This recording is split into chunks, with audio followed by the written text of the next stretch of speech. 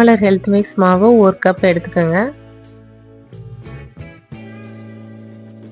1 கப்புக்கு அரை கப் வெல்லம் போதுமானது.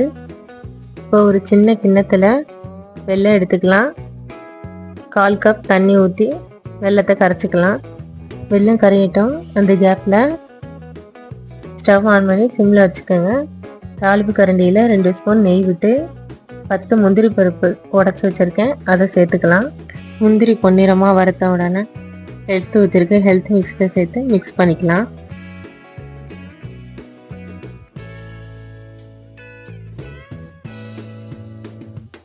வெல்லம் நல்லாவே கரைஞ்சிருச்சு. பாகு பண்ண தேவையில்லைங்க. இப்போ ஒரு வடிகட்டியில் கரைச்ச வெல்லத்தை ஊற்றி நல்லா மிக்ஸ் பண்ணி விட்டுருங்க. சூடு ஆறுறதுக்கு முன்னாடி நல்லா பிசைஞ்சு உருண்டை பிடிச்சிடலாம். இப்போ சுவையான ஹெல்த் மிக்ஸ் லட்டு ரெடிங்க.